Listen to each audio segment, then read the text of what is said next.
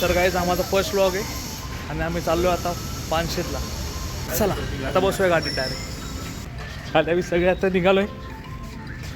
तर ही बघा माझी सगळ्यात छोटी बॅग, 1 दिवसाची बॅग, फक्त 1 दिवसाची बॅग आहे. आमच्या वाहनाकडे प्रस्थान करत आहोत. मोठं वाहन आहे आमचं. मला वाहन दाखव. हत्ती घेऊन चाललो आहे आम्ही. प्रथम घाशे मक्षिका म्हणजे निघालं आम्हाला ट्रॅफिक लागलं म्हणजे लागलं. आणि मग भलं मोठं ट्रॅफिक क्रॉस करून शेवटी आम्ही लागलो आता हायवेला. मग एकदम सुसाट नुसता 120च्या स्पीडने गाडी.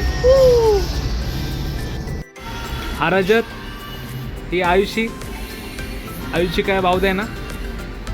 आणि हे आमचे सारथी श्रीकृष्ण पियुष सर, जे आम्हाला घेऊन चालेत पानशेतकडे. आणि ही मुस्कान. पण आम्ही थांबलो इथे खडकवासच्या जवळ आलो इथं. आम्ही नाश्त्याच्या शोधात इथे खडकवासला आलो आता. सकाळ सकाळचा बेस्ट नाश्ता, वडापाव आणि चहा मस्तपैकी नाश्ता करून आम्ही पुन्हा एकदा वाट धरली पानशेतची. आता आमचं खाऊन झालं आहे तर आम्ही तर खाल्लं. आता गाडीतून पोट भरलं पाहिजे का नाही. आता गाडीचं पोट भरून आता आम्ही निघालो आमच्या पुढच्या वाटेला पानशेतकडे.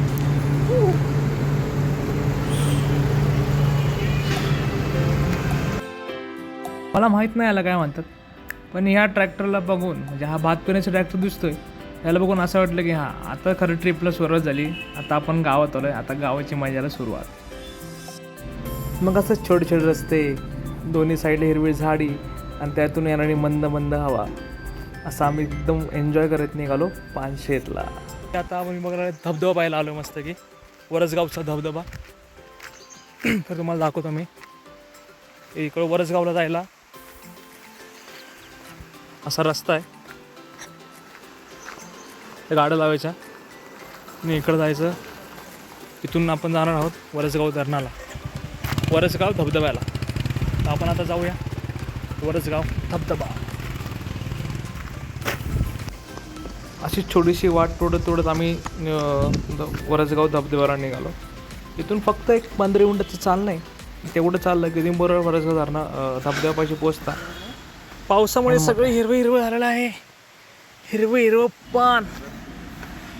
मग 5-10 मिनटं चालल्यानंतर आम्हाला जो व्ह्यू दिसला तो तुम्हाला दाखवतो. हे बघा आता.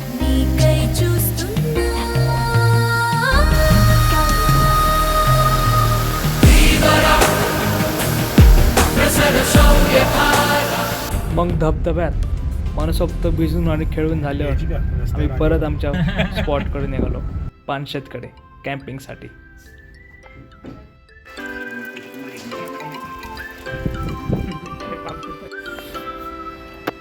मग नाश्ता करून आम्ही आलो आमच्या पॉईंटला, फॉरेस्ट हिलला, जिथं आमचा कॅम्पिंग स्पॉट होता.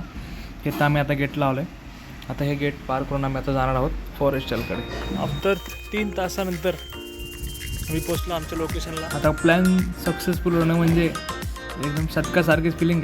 शतक सेलिब्रेट करताना पियुष सर. ही आमच्या आजच्या दिवसाची राहायची रूम. एक मस्त कॉटेज घेतलं आहे आम्ही आणि हा असा एक छानसा दिसणारा रूम. तुम्हाला आता खिडकीचे बाहेर दाबा कसा व्ह्यू होते. 1 मिनटं. असा एक छानसा व्ह्यू. आलो आता या जंगल ट्रेकच्या कॅफेमध्ये.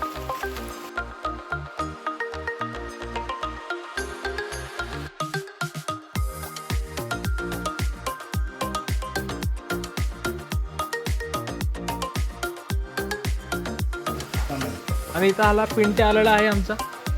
मस्त पिंट्या आहे आमचं. गोड पिंट्या आहे. जिथं जाईल तिथं असतोच हा. कॅम्पिंगमध्ये तर आम्ही खूप मजा केली. पण कसं एन्जॉयमेंटचं नाद होतं ना, तर मला सगळं विसरूनच गेलो की मला व्लॉग करायचा होता. त्यामुळे माझा पूर्ण व्लॉगच करायचा. आम्ही मस्त की रील काढले, रील कसे काय प्रॅक्टिस, नाचायची प्रॅक्टिस केली. नुसतं टेकवर टेक घेत राहिलो. ते तुम्हाला पुढं कळत कसं ते एन्जॉय केलं आम्ही. ते कॅरम खेळलो आम्ही इथं एकदम मुन्ना माईसारखा. 1 दिवस थेट एन्जॉय करून आम्ही परत धरली आता कॅफेची वाट. डायरेक्ट आता थेट कॅफेला, कामाला सुट्टी नाही. काहीच आम्ही आलो आहे आता आणि आला लगेच काम सुरू. कामात काय खंड नाही. हे बघा खुर्च्याच. तर असा आमचा व्लॉग संपला आहे. कसा वाटला एकदा नक्की सांगा. प्रवास संपलेला आहे. पुढचा व्लॉग काढू का नको हे पण सांगा.